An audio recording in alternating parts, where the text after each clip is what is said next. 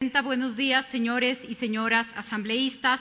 Muchas gracias por recibirnos para poder comentar temas que no son solamente de preocupación del Ejecutivo, del Legislativo, sino que son temas de preocupación del país que nos mira con atención, seguramente esperando soluciones.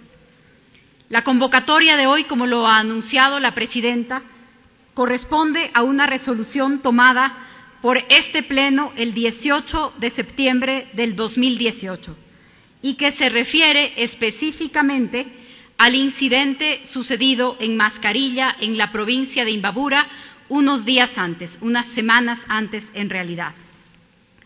Pero lo sucedido en los últimos días, inclusive en la misma provincia, hace inevitable referirme también al femicidio de este sábado en Ibarra, al que varios de ustedes han hecho relación ya en sus intervenciones sobre los cambios del orden del día, y también a la situación, al contexto de ilegalidad que hay en la zona, que es un tema que hemos tratado varias veces en la Comisión de Seguridad de la Asamblea Nacional. Por supuesto, ninguno de estos temas pueden tratarse de manera separada con el fenómeno de la violencia. Y ese es el motivo que nos tiene a todos aquí esta mañana. Me refiero a la generosa presencia de los colegas del gabinete, a la presencia del señor vicepresidente y a la presencia de los generales de la policía que me acompañan. Hay una dimensión de la violencia que tiene relación con el trabajo de la policía y vamos a hablar mucho de eso en esta mañana y estamos aquí para poder comentarlo. Pero hay otra dimensión de la violencia que tiene que ver con todos nosotros. Hay una dimensión de la violencia que es la violencia social, que es la violencia contra las mujeres, la violencia contra los niños, la violencia de la xenofobia, la violencia que existe en el espacio de la familia, en el barrio, en la comunidad, la violencia en los discursos, la violencia en la política. Esa es la que crea un ambiente que el país no necesita en estos días. Nuestro mensaje aquí es un mensaje de unidad. Nuestra presencia aquí es una señal de unidad para decirles que en este momento estamos todos nosotros comprometidos para abordar el tema de la violencia en lo que tiene que ver con el trabajo de la policía, por supuesto, pero para abordar el tema de la violencia en lo que tiene que ver con derechos, con protección social, con salud, con educación, con ambiente, con todas las dimensiones de la convivencia pacífica, porque es indispensable que el Ecuador se reconcilie. No solamente es un problema de leyes, no solamente es un problema de policía. Vamos a hablar de todo eso esta mañana, pero también es un tema de convivencia pacífica, de valores democráticos, de mantener una lógica en el discurso, de articular nuestras diferencias a través de las herramientas que nos permite la democracia y el diálogo, que es el sello de este gobierno. Eso es lo que explica la presencia de todos nosotros aquí esta mañana y les pido que la reciban así, como una invitación a esa unidad. Seguramente tenemos y vamos a seguir teniendo diferencias en muchos temas con quienes compartimos este espacio la mañana de hoy. Pero los temas que tienen relación con la violencia no deberían hacer esa distinción. En lo que tiene relación con la violencia y con construir un ambiente de paz para el país y para nuestros ciudadanos, ese es precisamente el tema en el que deberíamos todos ceder un poco nuestras posiciones y buscar los mejores resultados. Ese es el momento que creemos que vive el país. Ese es nuestro compromiso y el motivo de nuestra presencia. Es por eso que estamos aquí, Presidenta y señores y señoras asambleístas, intentando traer un mensaje de unidad y de reconciliación que creemos firmemente que es lo que el país necesita en este momento. Permítame retomar entonces el hilo inicial del motivo que nos trae esta mañana en relación a la resolución tomada por la Asamblea el 18 de septiembre del 2018. Este tema, el tema del incidente que se suscitó en la provincia de Imbabura, en la zona del control de Mascarilla, junto con lo que hemos visto en los últimos días, el femicidio en Ibarra y otros delitos, otros crímenes que nos han conmovido, tienen, además de esta indignación que provoca la violencia, de esta reacción que provoca la violencia tienen algo más en común: el cuestionamiento a la actuación de la policía. Pero tanto el caso de Mascarilla como el caso del femicidio en Ibarra son las caras opuestas de una misma moneda. En el primer caso está en examen y se cuestiona la actuación de un miembro de la policía, y en el segundo caso se piden explicaciones con razón sobre la actuación de otros miembros de la policía. Son dos caras de la misma moneda y el debate de fondo es cuál es el papel que corresponde a la policía y como sociedad cuál es el mensaje que queremos enviarle a esta institución indispensable para la existencia del Estado y para la convivencia de los ciudadanos. Mi primer pedido esta mañana es que desde las instituciones y desde la sociedad le demos un mensaje claro a la Policía Nacional. Digámosle, como yo quiero decirle esta mañana, a cada uno de los 48.200 policías activos en el Ecuador, que estamos todos claros en que no solamente están facultados a usar la fuerza, sino que tienen la obligación de hacerlo. Por supuesto, en el marco de la ley y siguiendo los procedimientos que existen para cada caso. Estamos todos aquí para decir que tenemos un compromiso compartido para construir la paz y en contra de la violencia, pero también, ojalá, para decirle con claridad a la policía que tiene nuestro respaldo para hacer su trabajo, para ratificarnos en lo que hemos dicho en los últimos días. Su actuación para luchar contra el delito y para proteger la vida de los ciudadanos tendrá el respaldo irrestricto del Gobierno Nacional y nuestra invitación para que las otras instituciones del Estado y la sociedad también exprese ese respeto a la autoridad y ese respaldo a la actuación de la Policía Nacional. Para desarrollar estas ideas voy a presentarles la información de 3 casos distintos y conectados entre sí y que suceden todos en la provincia de Imbabura. El primer caso es el caso de Mascarilla. En el puesto de Mascarilla se instaló un control bajo mando unificado inicialmente para el tema de contrabando. Este control empezó a funcionar en julio del año 2017. Con el tiempo y con las actividades que han ido desarrollándose en esa zona, este control hoy tiene mucho más trabajo y también mucho más inconvenientes relacionados al tema de la minería ilegal que del contrabando. ¿A qué me refiero cuando hablo de incidentes? Me refiero a que en ese control, solamente en ese control, durante el año 2018 se vivieron 600 eventos violentos. 600 eventos violentos. Me voy a referir a esto más adelante, pero solo en el control de Mascarilla, 600 eventos violentos y 64 agresiones a miembros de la Policía Nacional. El día que nos trae a esta comparecencia fue un día en donde se vivió uno de estos eventos violentos y que lamentablemente terminó con la muerte de un ciudadano ecuatoriano.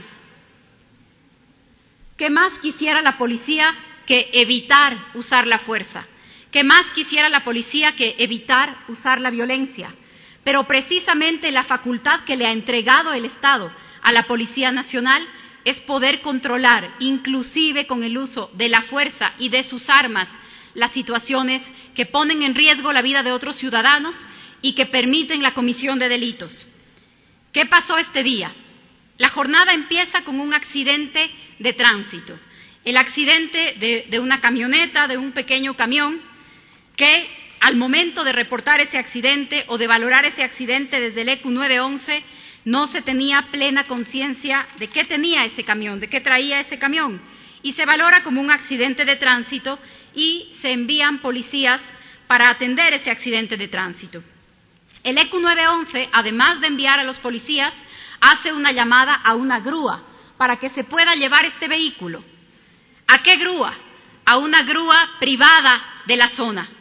La policía cada vez tiene menos herramientas para el control del tema tránsito porque como ustedes lo conocen perfectamente, desde hace más de 4 años la competencia de tránsito ya no le corresponde oficialmente a la Policía Nacional, a pesar de que en la práctica la policía está a cargo de las regulaciones de tránsito de más del 60% del territorio nacional, ya cuando la ley había previsto que la transferencia de competencias se termine. Así que la grúa que se llama es una grúa privada. Cuando este automóvil se pone sobre la grúa le ayuda a huir a la camioneta que estaba cargada de material minero. Cuando la grúa le ayuda en la fuga a esta camioneta, entonces la grúa empieza y se dirige hacia la zona del control de mascarilla, y en esta zona lo que hacen es todo un operativo para evadir el control de mascarilla. Les pido por favor su atención para este video, dura un poco menos de 2 minutos, pero ustedes van a ver con relativa claridad, exacto, ahí tenemos un acercamiento que nos permite mirar con mayor precisión lo que pasó ese día. Aquí viene la grúa en la que está la camioneta y como ustedes ven también hay patrulleros, pero de pronto salen carros sin placas, una camioneta con personas armadas, que empiezan a proteger la grúa, a evadir el control, incluso a sacar de su carril a los patrulleros, y cuando se acercan al control de mascarilla, invaden ambas vías. Ahí está la grúa llevándose la camioneta, ahí está la grúa ayudando a la fuga de la camioneta. Así empieza el incidente. Ese es el incidente en donde la policía se ve sobrepasada por lo que en primera instancia se valoró como un accidente de tránsito y luego resulta que es todo un operativo para transportar material ilegal minero. Ahí finalmente la grúa fuga y el incidente se queda literalmente encendido en la zona porque termina con la quema de material de la policía, de una unidad de policía comunitaria, y en un confuso incidente, como ustedes seguramente han podido ver, también con la reacción de uno de los miembros de la policía que acude a auxiliar a sus compañeros en el lugar. Yo debo añadir que el policía Velastegui, que en este momento está siendo procesado por este caso, no había sido parte de los primeros convocados a atender la emergencia. Regresaba de Ibarra después de ir a una audiencia, a un procedimiento judicial, y cuando escuchan junto con sus compañeros la llamada de auxilio por lo que pasaba en esta zona, en ese momento deciden ir hacia allá y ayudar a controlar un incidente violento y que involucraba a un grupo de ciudadanos que, como ustedes ven, también al final de esa línea de tiempo terminaron no solamente quemando el UPC, sino también patrulleros, agrediendo policías, en un incidente muy complejo y que ahora mismo está siendo analizado por la justicia. Un incidente sobre el que esta Asamblea se pronunció en septiembre del año pasado. Pero ¿de dónde venía la camioneta y qué traía? La camioneta venía de Buenos Aires. Buenos Aires es una parroquia en la provincia de Imbabura. Es una parroquia que en el último censo reportó 1.893 habitantes. Una parroquia con 1.893 habitantes, pero en la que hoy calculamos que hay entre 3.000 y 5.000 personas trabajando en una mina ilegal. Entre 3.000 y 5.000 personas, es más del doble de los habitantes de una parroquia, lo que ha llegado para trabajar en una zona de minería ilegal. Este tema lo hemos discutido ampliamente con los miembros de la Comisión de Seguridad, porque no es un asunto nuevo en el país y no es un asunto nuevo en la zona. Hasta el momento, en esta zona, ¿qué es lo que tenemos? Tenemos delincuencia organizada, explotación sexual, afectación al orden público, 6 fallecidos y 9 heridos en ese pequeño cantón en el 2008. Y en la zona hemos decomisado 2.700 toneladas de material mineralizado y hemos realizado 208 operativos contra la minería, incautado 6 armas de fuego. Todo esto, miren ustedes en estas fotografías, en un marco de ilegalidad y de informalidad que no solamente es un riesgo para la seguridad en el sector, para la seguridad de quienes habitan en la parroquia, sino para quienes están desempeñando tareas de minería ilegal en ese mismo territorio. En este sentido, la Policía Nacional llevaba una investigación que estaba a punto de cumplir un año. Hoy ha cumplido ya un año, una investigación que empezó el 18 de enero del 2018 para trabajar precisamente sobre el delito de actividad ilícita de recursos mineros. Pero no es solo eso, porque cuando entramos descubrimos la vulnerabilidad para niñas y para mujeres, porte de armas, tráfico de precursores, sustancias sujetas a fiscalización. En esta misma zona, hace 3 semanas, en un operativo conjunto con las Fuerzas Armadas, se han detenido 2 tanques gigantescos de cianuro, porque esta zona, que antes sacaba material ilegal para las procesadoras que se encuentran en otros lugares del país, hoy tiene sus propias plantas procesadoras, como pueden ver ustedes en esa lámina. Sus propias plantas procesadoras sin ningún control ambiental, y lo que significa además que en esa zona se está ya procesando oro. Esto tampoco puede mirarse como un asunto ajeno y que deja de conectarse con otras actividades ilícitas. El oro es una de las industrias que, si no está controlada, se presta para lavado de activos de todas las otras actividades ilícitas que podamos preocuparnos y temer, y eso es lo que está sucediendo en esa zona. Un trabajo cuidadoso de la Policía Nacional había dado con una investigación que nos permitió ingresar la semana pasada. Creo que esto es muy importante, señores asambleístas y señoras asambleístas, porque nos da un contexto de lo que está pasando y del trabajo policial en ese territorio. Y no solamente del trabajo de la policía, de la frustración de la policía. Por favor, la lámina anterior.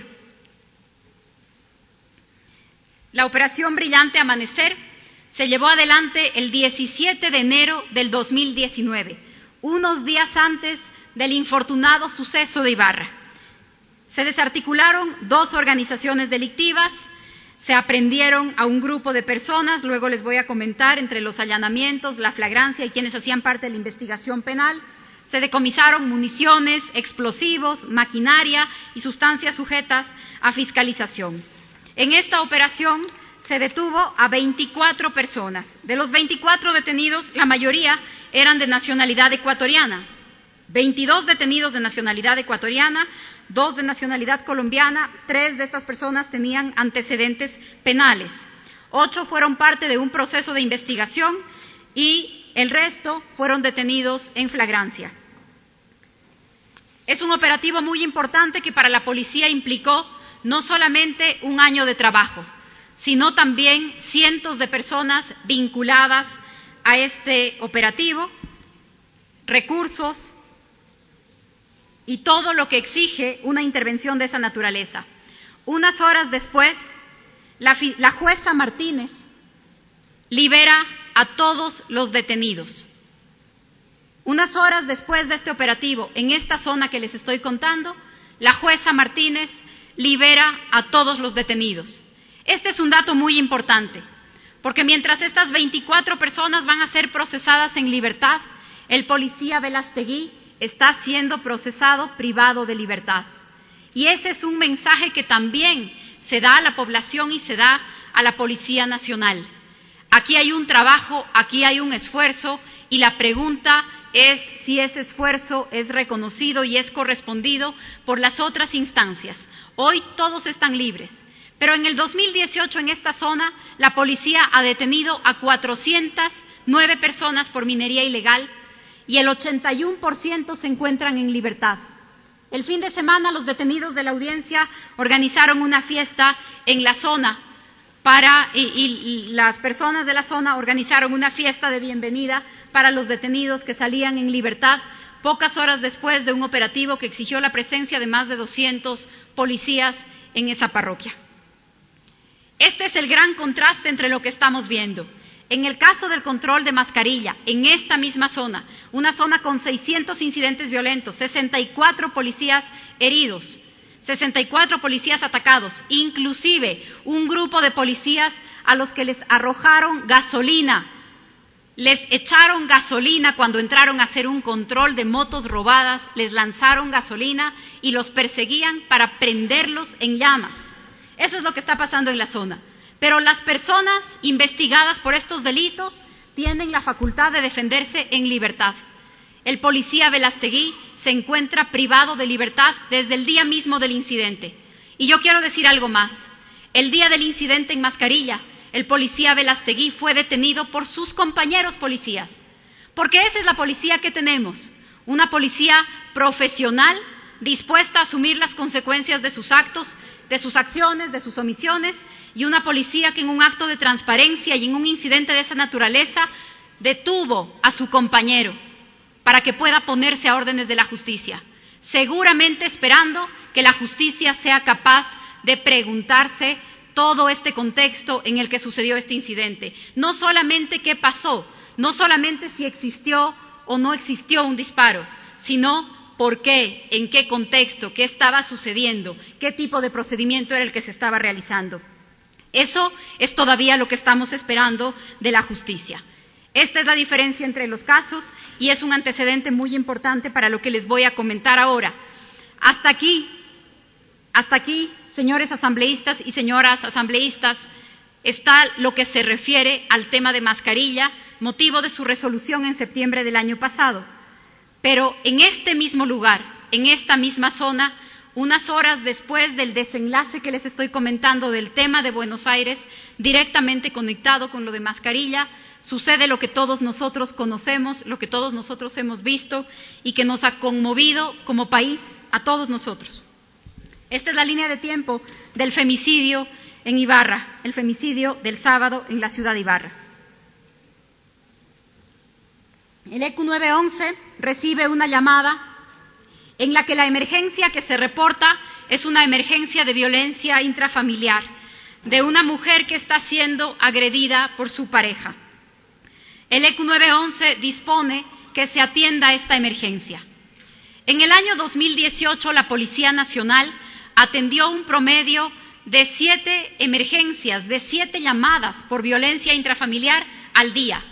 Ese sábado, la Policía Nacional tuvo 14 llamadas de violencia intrafamiliar. Solamente en este delito, ese sábado, la policía tuvo el doble de llamadas que por este motivo acostumbra tener. No solamente eso, sino que mientras estaba en riesgo la vida de una mujer en este lugar, probablemente para esa hora nadie lo conocía que estaba en riesgo la vida de esa mujer, a esa misma hora el Grupo de Operaciones Especiales de la Policía Nacional anunciaba que acababa de rescatar con vida de una laguna de Imbabura a un grupo de 5 turistas extraviados desde hace 8 días y que habíamos pasado en la búsqueda con todo tipo de recursos humanos y materiales en ese mismo momento.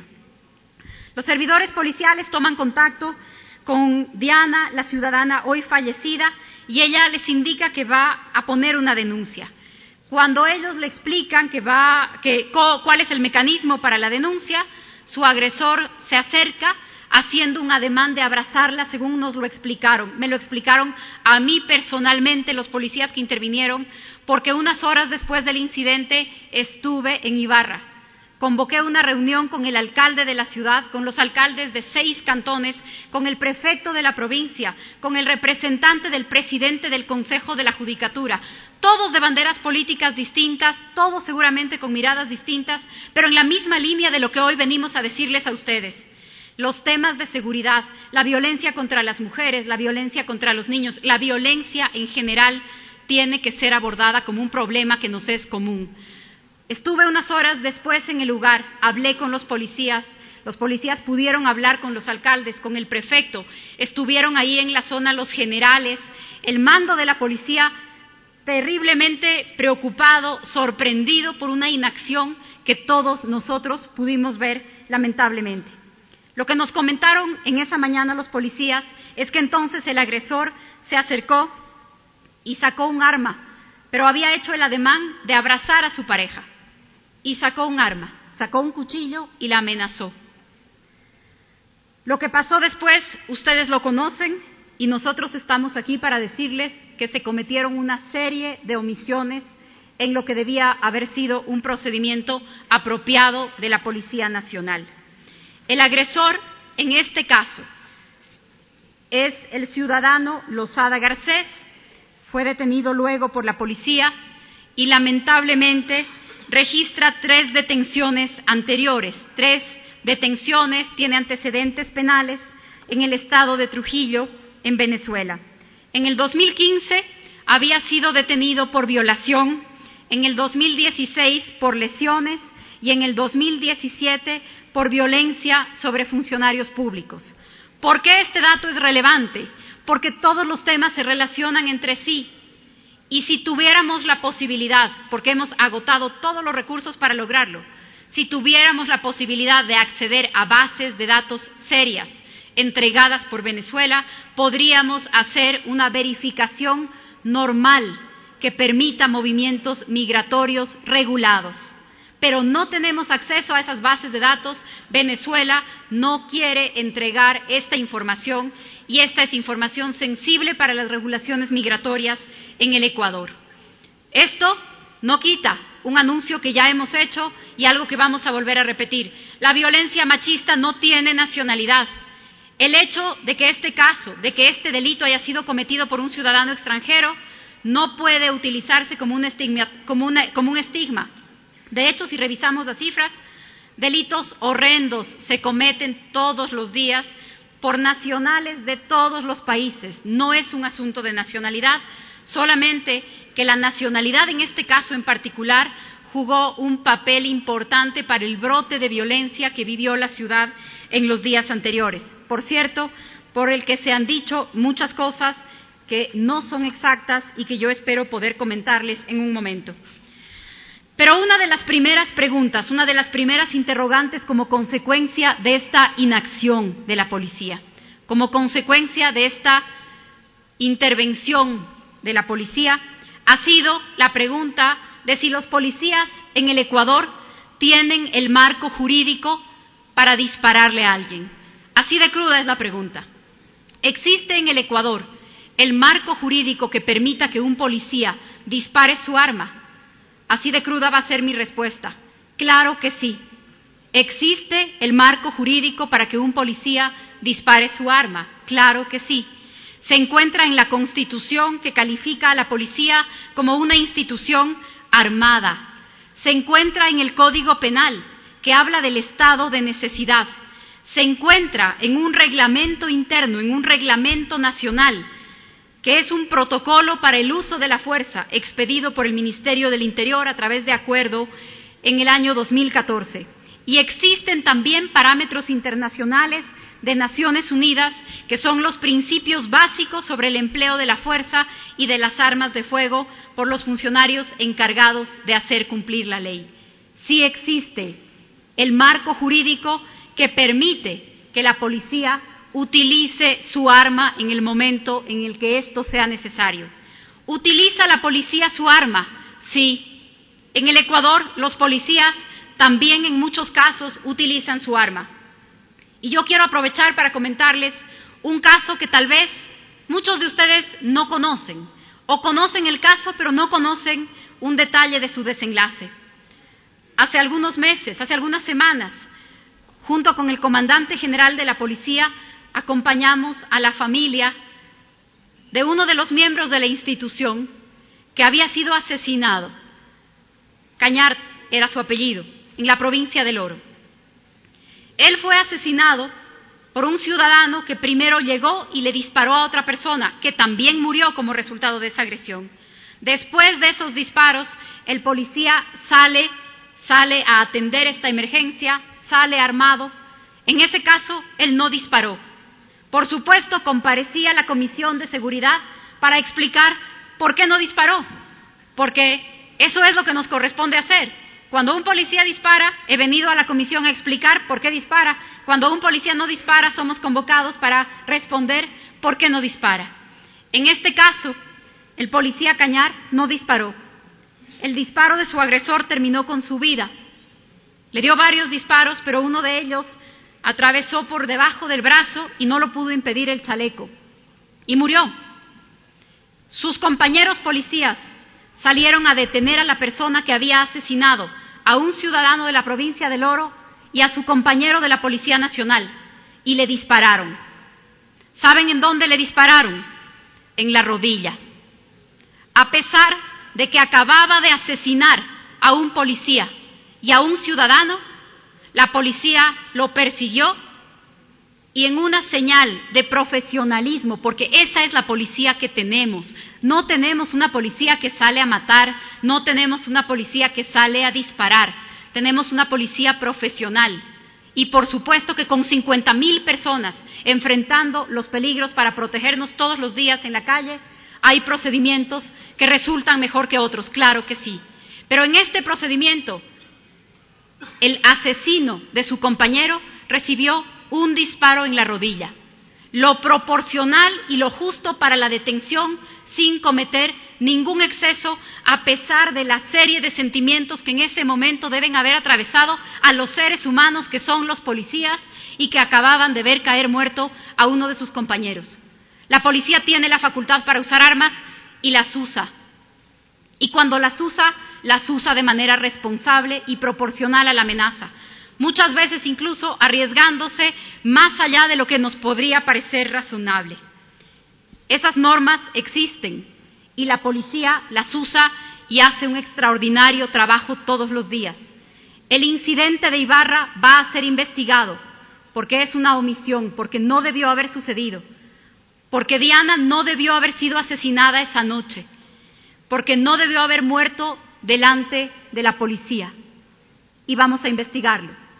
Pero quiero dejar esto claro. Cuando se trate de salvar una vida, la policía no debe dudar. La policía tiene que actuar. Lo hemos dicho y lo vamos a investigar y vamos a mejorar todos los protocolos que sean necesarios. Pero quiero añadir algo más. Cuando se trate de respaldar el trabajo de la policía, la sociedad no debe dudar, porque no podemos poner en duda el trabajo que hace la policía. 48,200 hombres y mujeres todos los días por una operación. Esa operación va a ser revisada, esa intervención va a ser revisada, pero esa intervención no refleja el 100% del trabajo de la Policía Nacional. Cuando se trate de proteger una vida, la policía no va a dudar y vamos a hacer todo lo necesario para que si existen dudas, esas dudas se subsanen. Vamos a retomar todas las prácticas que sean necesarias, a volver a transmitir la información sobre las nuevas regulaciones, las reformas, los códigos. La policía no va a dudar cuando se trate de salvar una vida, pero yo estoy aquí para pedirles que cuando la policía haga su trabajo, tampoco ustedes duden, tampoco nosotros dudemos, que la sociedad no dude en dar su respaldo al trabajo que hace la Policía Nacional. Ese mismo día, ese minuto, el minuto del terrible asesinato, del terrible femicidio que se cometió contra Diana, ese mismo día la policía en Imbabura hizo 450 operativos. A esa misma hora salvó 5 vidas, recuperó a 5 personas que estaban 8 días desaparecidas en la laguna de Puruanta. Si bien este caso está mezclado y está ligado a un tema de acción de la policía, o de inacción de la policía, o de intervención de la policía, también es indispensable que miremos que el asesinato de Diana, el femicidio de Diana, es un hecho que se inscribe en un contexto particular de violencia, la violencia machista y la violencia contra las mujeres. Y con estos datos quiero terminar, señores y señoras asambleístas. ¿Qué tenemos en el Ecuador? ¿Qué tenemos en el Ecuador en materia de seguridad? Por supuesto, hay diferentes delitos, hay diferentes amenazas, pero hay un indicador que es clave para evaluar la situación de la seguridad del país. Ese indicador es el indicador de muertes violentas, la tasa de muertes violentas por cada 100,000 habitantes. Esta es la evolución de la tasa de muertes violentas por cada 100,000 habitantes en el Ecuador. En el 2010, en el Ecuador, eran asesinadas 17 personas por cada 100,000 habitantes. El año pasado cerramos con una tasa de 5.7 muertes violentas por cada 100,000 habitantes. Esa tasa es la segunda más baja de la región. Ese es el comparativo de toda la región, el comparativo es para el 2017, Pero para el 2017, la tasa promedio en América Latina era de 19 muertes violentas por cada 100.000 habitantes y el Ecuador tenía una tasa de 5.8. Este año logramos un descenso de la tasa a 5.7. Es un trabajo muy importante de la Policía Nacional. Pero aquí hay un dato que espero les conmueva tanto como a mí lo hace todos los días, cada vez que recibo un reporte de las muertes que suceden en el país, de los delitos que suceden en el país. La clasificación que hace la Policía Nacional entre violencia social y violencia criminal es indispensable y les pido que sigan estos ejemplos. La violencia criminal tiene como objetivo la acumulación de patrimonio ilegal. La violencia criminal es el narcotráfico, es la trata de personas, es el lavado de activos. La violencia interpersonal o la violencia social son los femicidios, son los 16 niños asesinados por sus padres el año pasado, son las riñas después de un partido de fútbol, son las peleas entre vecinos, son los que no tienen relación con la acumulación patrimonial, sino que se explican por la manera en la que nos relacionamos entre los seres humanos, por la manera en la que se desarrollan las relaciones en una sociedad. Y el año pasado, señores y señoras asambleístas, el año pasado cerramos con más muertes por violencia social que por violencia criminal. No sé si me pueden pasar ese dato, por favor, en la presentación. Bueno, el año pasado cerramos el año del total de las muertes violentas, el 53% de esos asesinatos eran violencia social y no violencia criminal. Insisto en lo que dije al empezar mi presentación. Por eso estamos todos aquí, porque queremos decirles, desde el punto de vista del trabajo de la policía vamos a hacer todo lo necesario. Ese es el trabajo que le corresponde a la policía y ese es el trabajo que me corresponde a mí. Pero ese trabajo es insuficiente si no está vinculado con el trabajo de educación, de salud, de protección social, de medio ambiente, porque la violencia social en el Ecuador ha sobrepasado a la violencia criminal. Solo quiero referirme a estas últimas 2 semanas. Estas últimas 2 semanas tuvimos una detención en la provincia de Manabí, en Pichincha, en Manabí. Fueron detenidos una mujer y un hombre de 77 años. La mujer prostituía a su hija de 14. Era un caso de trata. Fueron detenidos y la adolescente fue rescatada de una situación de trata. La semana pasada todos nos horrorizamos con el relato de una brutal violación en Quito. 3 personas, 3 hombres ecuatorianos violaron brutalmente a una mujer. Hace 3 días, en Chimborazo, un niño de 12 años apuñaló a su primo de 14, quitándole la vida. La madre del niño de 12 años lleva ya algún tiempo privada de libertad. Hace 2 días, en Guayaquil, la policía levantó el cadáver de una mujer que estaba empacada en una maleta y había sido ahorcada con un cable de luz por su hermana. Ninguno de estos casos tiene que ver con la violencia criminal y en todos estos casos los esfuerzos de la policía son insuficientes si no tomamos decisiones integrales y deponemos cualquier diferencia a favor de la paz. Es indispensable reconocer que no vamos a poder enfrentar la violencia contra las mujeres, contra los niños, la violencia social, la violencia de la xenofobia, si no revisamos nuestros comportamientos. El año pasado, 59 mujeres fueron asesinadas en el Ecuador por sus parejas. El año pasado tuvimos casos de 16 niños asesinados por sus padres. Uno de ellos fue asesinado como resultado del castigo físico que le había propinado su padrastro, de 21 años. Le reventó los pulmones con los golpes y luego le cortó la yugular. Hace una semana detuvimos a una mujer pobre, indígena, en la provincia de Cotopaxi, porque escondiendo su embarazo, había escondido su embarazo y trató de esconder el niño que había dado a luz y lo metió en una mochila. Y ese niño recién nacido se asfixió dentro de la mochila. Y la mujer hoy está presa. Eso es de lo que estamos hablando hoy.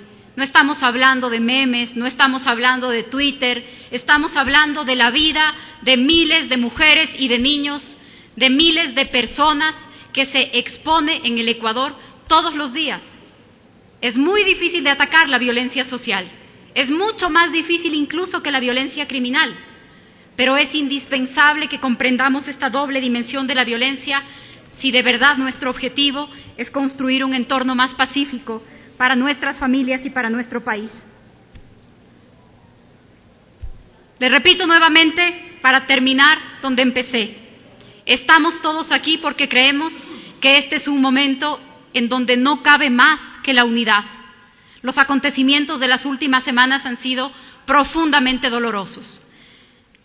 La bomba en el corazón de un hermano país, en la que incluso muere una de nuestras cadetes, la violación brutal a una mujer en Quito, el femicidio de Diana en Ibarra, un niño de 12 años asesinando a otro. Hemos atravesado por unos días terriblemente dolorosos. Hoy tenemos que aprender lecciones de lo que ha sucedido y tomar decisiones de qué vamos a hacer en adelante. Sobre los casos que hoy les he contado, ya no tenemos mucho que hacer.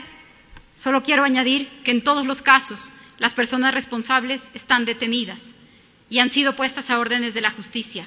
Hasta ahí llega el esfuerzo que puede hacer la policía y vamos a seguirlo haciendo y vamos a profundizarlo. Pero todos estos casos, todo este fenómeno de violencia en el país, sí nos obliga a tomar una decisión aquí y ahora, y es la decisión de cómo vamos a reaccionar a la violencia. Si frente a un escenario de violencia vamos a responder con más violencia, si frente a un escenario de agresiones vamos a ser un ejemplo de agresiones, o si frente a un escenario de violencia vamos realmente a apostar por la paz y por el diálogo, que no significa que no podamos debatir nuestras diferencias. De hecho, lo vamos a hacer en los próximos minutos, porque estoy aquí para responder a la comparecencia a la que ustedes me han convocado. Señora Presidenta, muchas gracias. Muchísimas gracias, señora ministra.